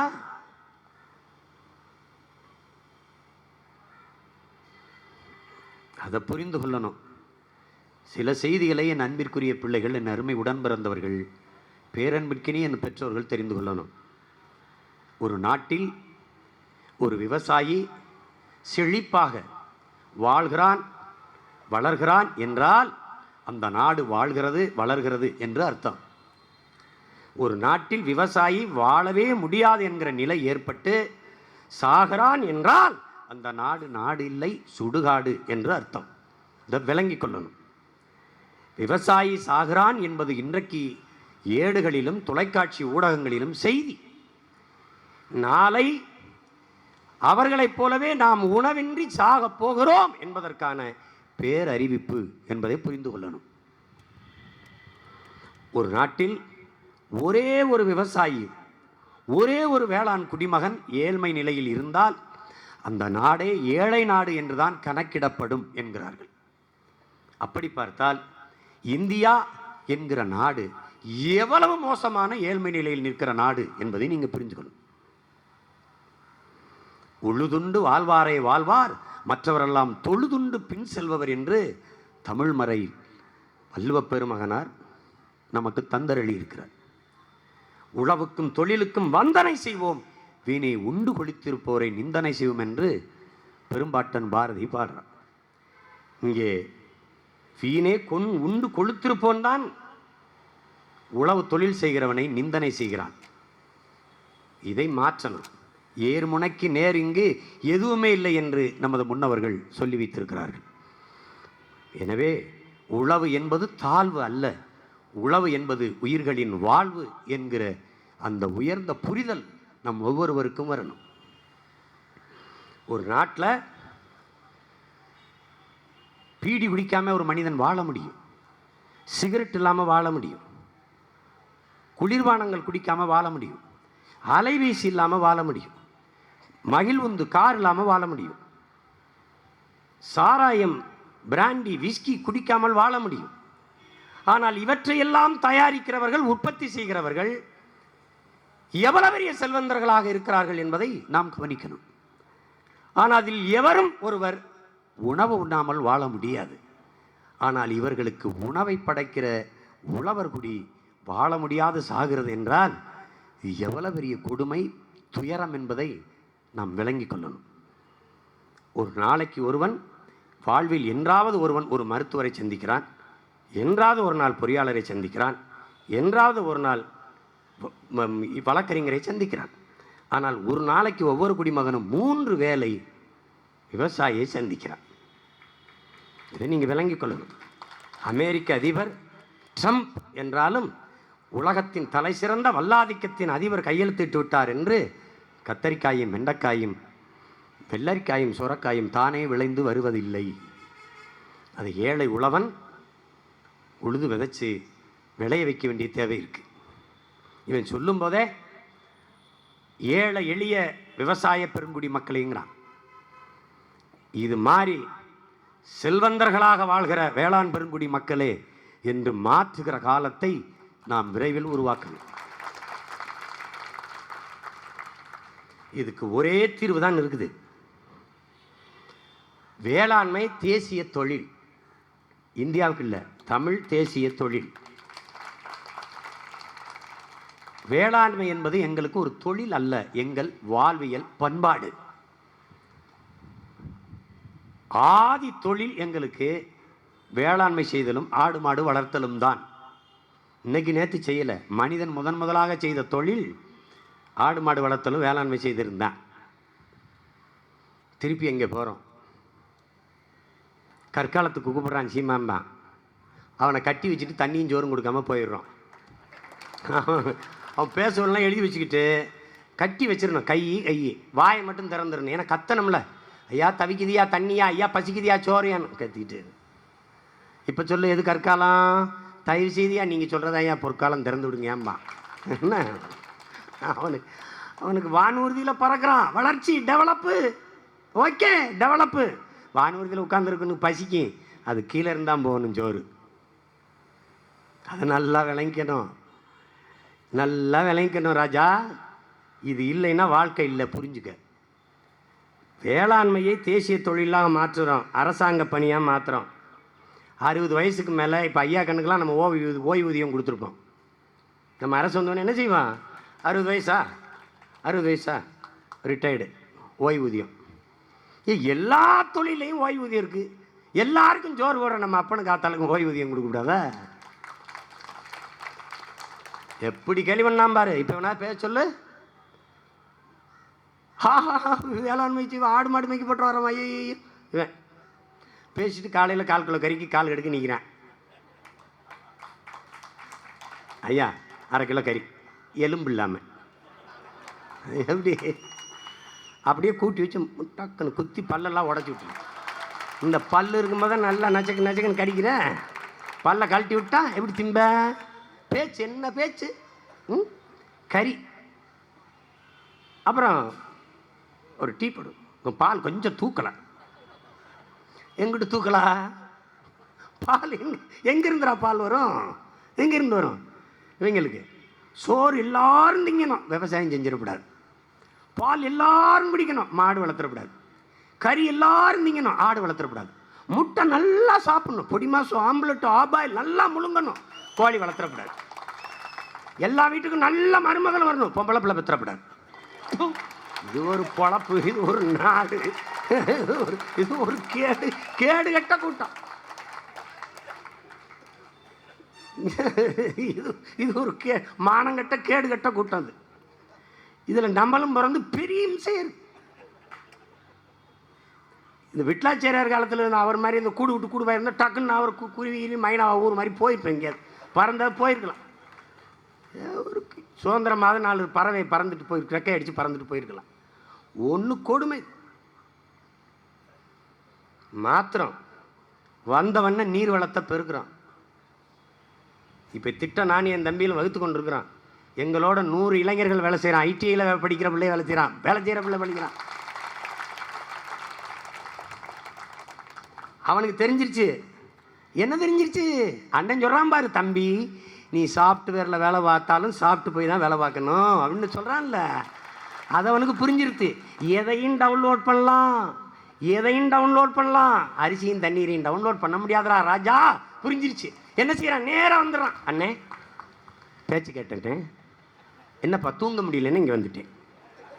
உட்கார. அவன் என்ன செய்கிறான்? இங்கே பாருங்கண்ணே, உலகத்தில் பண்ணை இப்படி போட்டிருக்கேன், கொண்டா தம்பிகிட்ட குறா, சேகரிச்சுக்கிட்டு இருக்கேன். இவனுக்கு சொல்லி புரிய வைக்கும்ல, போட்டு காட்ட போகிறேன். இப்படி மேடைக்கு மேடை போட்டு காட்டி, இங்கே பாருமா இந்த கொடுங்கையூரில் கொட்டியிருக்க குப்பையை நான் என்ன பண்ண போகிறேன் பாரு அப்படின்னு.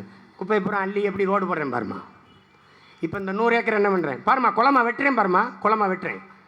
வெட்டி அங்கே இங்கே பாருமா ஃபென்ஸ் போடுறேன், இரும்பு கம்மி வேலி போடுறேன் பாருமா. குறைந்த மின்னழுத்தத்தில் சோலார் பூங்கால மின்சார வேலி போடுறேம்மா. அங்கே போய் டச் புச்சுன்னு போடுறது, குப்பையை போடுறதெல்லாம் போட முடியாது.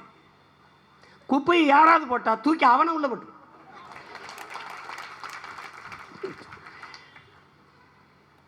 என் மக்களுக்கு வாழ கற்பிக்கலை, தெரியல. ஆழ்ந்த வறுமை, அதை ஒட்டி இருக்கிற நிறைந்த அறியாமை, அதை ஒட்டி இருக்கிற தவிர்க்க முடியாத மறதி, இது 3ஐயும் இவர்கள் முதலீடாக வைத்து பல ஆண்டுகள் ஆட்சி செஞ்சிட்டாங்க. இது சரி செய்யணும். நீர் வளத்தை பெருக்கிட்டு வேளாண்மை செய்கிறான். அவன் ரேஷன் கடையை மூடிடுவான். நம்ம வர்ற வரைக்கும்லாம் வைக்க மாட்டான், நாம் திறக்கிறோம். எப்படி திறக்கிறோம்? ரேஷன் கடைன்னு இல்லை, பழங்கள், கிழங்கு வகைகள், முட்டைக்கோசு, கேரட்டு, உருளைக்கிழங்கு இதெல்லாம் விற்கிது இல்லை. இந்த அங்காடிக்கு பேர் குறிஞ்சி. குறிஞ்சி அங்காடி வச்சிடறான். மருதத்துக்கு வர்றான், என்ன பண்ணுறான்? அரிசி, காய்கறி, பருப்பு, சுரக்காய் இதெல்லாம் விற்கிது பாருங்க. இந்த அங்காடிக்கு பேர் மருதம். முல்லை. மீன் விற்கிறான் பாரு, நெய்தல் அங்காடி. அங்கே நண்டு, ஏறால், கருவாடு, கிருவாடு, சொத்தொக்கல் எல்லாம் அங்கே தான் விற்கும். தெருவில் போட்டு எங்கள் ஆத்தால பார்த்துட்டுருக்கான்ல, தூக்கிடுவேன் அந்த முறையை. இங்கே விற்காத, இங்கே வாம்மா. என்னப்பா மகனே, நான் ஒரு இடம் தர்றேம்மா 100 ஏக்கரில், அந்த இடத்துல சந்தை கட்டிடுவேன், நெய்தல் சந்தை, நெய்தல் அங்காடி அப்படின்னு வச்சு கடையை கட்டி சாவி அம்மாட்ட கொடுத்துருவேன். நீ ஒன்றால் எவ்வளோ மாதம் எனக்கு பேருக்கு இலவசமாக கொடுத்தா எந்த மதிப்பும் என் மக்களுக்கு தெரியாது. அதனால மின்சாரத்தை இலவசமாக கொடுக்குற அளவுக்கு திட்டம் இருக்குது. ஆனால் அதுக்கு மதிப்பு இருக்காதுன்னு 25 காசு கொடுக்குறோம் ஒரு யூனிட்டு.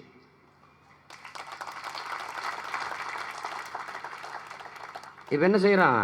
சாவி கொடுத்து நீ இதில் விற்கணும், நெய்தல் அங்காடி. நானே விளைய வைப்பேன்.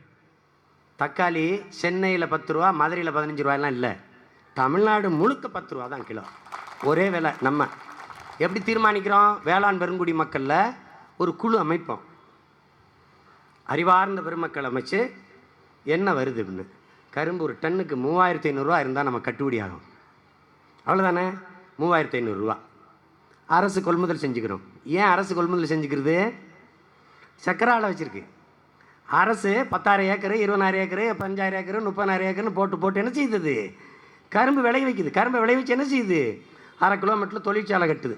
கரும்புலேருந்து வெல்லம் தயாரிக்கிற தொழிற்சாலை, கரும்புலேருந்து நாட்டு சக்கரை தயாரிக்கிற தொழிற்சாலை, கரும்புலேருந்து கற்கண்டு தயாரிக்கிற தொழிற்சாலை, கரும்புலேருந்து எத்தனால் பெட்ரோல் தயாரிக்கிற தொழிற்சாலை. இந்த கழிவுகளை கொண்டு போய் இயற்கை உரத்தை கொட்டி அதை இயற்கை உரம் தயாரிக்கிற தொழிற்சாலை. இவ்வளவு இருக்குது. இங்கே பல ஆயிரம் பேருக்கு வேலை. இப்போ இந்த கரும்போட விவசாயிகள் தயாரித்து தர கரும்பையும் அரசு வாங்கிக்குது. உழவர் பெருமக்கள் அவங்களே விற்கணுமா? அதுக்கு சந்தை இல்லையா? நான் தான் தக்காளி ஏற்றுமதி செய்கிறேனே, நான் தான் தொழிற்சாலை வச்சு பழக்கூழ் தயாரிக்கிறேன். தக்காளி பழக்கூழ், ஜாம், தக்காளி ஊறுகாய், தக்காளியை பதப்படுத்தி வைக்க உணவு குளிர்கிடங்கு, தக்காளியை தமிழ்நாட்டு உணவு தேவை, தக்காளி பிற மாநில உணவு தேவை, தக்காளி உலக நாடுகளின் உணவு தேவை, அனுப்பிடுவேன். விவசாயி சாக மாட்டான், வாழுவான், எல்லாரையும் வாழ வைப்பான். அந்த நிலையை உருவாக்குறேன்.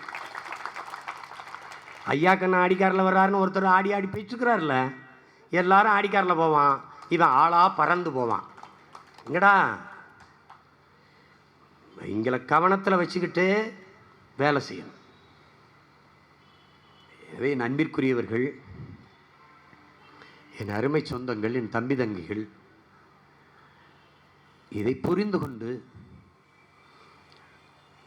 நாம் இந்த அரசியலை, இதுவரை இந்த நிலத்தில் இருந்த அரசியலை அருவறுத்து வெறுத்து கடந்து வரணும். இதை தள்ளி விட்டணும், வேறு ஒரு அரசியலை கற்பிக்கணும். அரசியல் ஒரு வாழ்வியல் என்ப புரிதலோடு நாம் பயணிக்கணும். அது ரொம்ப முக்கியம். எனவே வேளாண் குடிமக்களுக்கு மட்டும் பிரச்சனைன்னு இல்லை, மீனவ மக்களுக்கு, நெசவாளிகளுக்கு, சிறு குறு தொழில் செய்கிற தொழிலாளர்களுக்கு எல்லாருக்குமே இங்கே பிரச்சனை.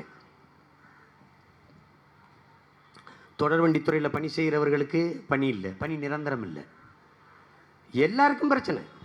எல்லா பிரச்சனையும் தொடர்ச்சியருக்கு இருக்கிற ஒரே வழி, அனைத்து துன்பப்பூட்டுகளுக்குமான சாவி ஆட்சி அதிகாரம் மட்டுமே என்ற புரட்சியாளர் அண்ணல் அம்பேத்கரினுடைய புரட்சி மொழியை நினைவில் வைத்துக்கொண்டு களப்பணியாற்றுவது உண்டே ஆகச் சிறந்த விடிவு, அதுதான் இறுதி முடிவு என்கிற புரிதலோடு என் அன்பிற்குரியவர்கள் உழைக்க வேண்டும், உழைக்க வேண்டும். தமிழ் சமூகம் மேம்பட்டு பிழைப்பதற்காகவாவது நாம் எல்லோரும் அயராது உழைக்க வேண்டும் என்று உறுதியேற்றி களைவோம். இந்த உணர்வெழுச்சியோடு இந்த போராட்டத்தில் பங்கேற்ற உங்கள் அனைவருக்கும் என் புரட்சிகரமான வாழ்த்துக்களும் வணக்கமும். நாம் தமிழர். நன்றி, வணக்கம். உலகெங்கும் வாழும் தமிழ் உறவுகளுக்கு ரெட்பிக்ஸ் சார்பாக நன்றிகளும் வணக்கங்களும். தொடர்ந்து 3 ஆண்டுகளை தாண்டி ரெட்பிக்ஸ் பயணிக்கிறது என்றால் அதற்கு முழுக்க உங்களின் ஆதரவு மட்டுமே காரணம். நீங்கள் எங்களுக்கு காட்டி வரும் ஆதரவுக்கு கோடான கோடி நன்றிகள். இன்றைய சூழலில் கார்ப்பரேட் நிறுவனங்களும் பெரும் முதலாளிகளும் அரசியல் கட்சிகளுமே மீடியா துறையில் கோலோச்சு வருகின்றனர். இவர்களுக்கு மத்தியில் மிக எளிமையான பின்புலத்திலிருந்து தொடங்கி உண்மையையும் நேர்மையையும் உழைப்பையும் மட்டுமே மூலதனமாக கொண்டு செயல்பட்டு வருகிறது ரெட்பிக்ஸ். இந்நிலையில் ரெட்பிக்ஸை மக்களுக்கான ஒரு மாபெரும் ஊடகமாக மாற்றுவதே எங்களது ஆசையும் கனவுமாக உள்ளது. இதற்கு பெருமளவில் நிதியுதவியும் தேவைப்படுகிறது. உங்களின் ஆதரவோடு வளர்ந்த இந்நிறுவனத்தை அடுத்த கட்டத்திற்கு எடுத்துச் செல்ல உங்களையே நாடியுள்ளோம். எந்த ஒரு அரசியல் சாயமும் இன்றி, எந்த ஒரு கார்ப்பரேட்டின் தலையீடும் இன்றி மக்களுக்கான செய்திகளை உண்மையாகவும் நேர்மையுடனும் வழங்க வேண்டும் என்பதே எங்களது ஆசையும் கனவும். எனவே எங்களுக்கு தாராளமாக நிதி உதவி செய்து எங்களுக்கு உதவுங்கள்.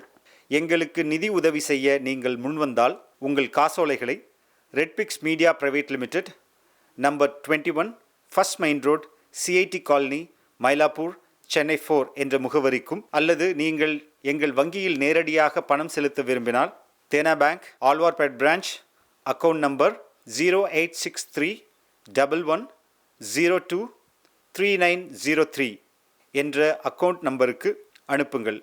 மேலும் வங்கியின் விவரங்கள் IFSC கோட் BKDNO620863. நீங்கள் கொடுக்கும் ஒவ்வொரு ரூபாயும் ஒரு நேர்மையான உண்மையான செய்தி சேனல் ஒன்றை உருவாக்க நிச்சயம் உதவும். நன்றி.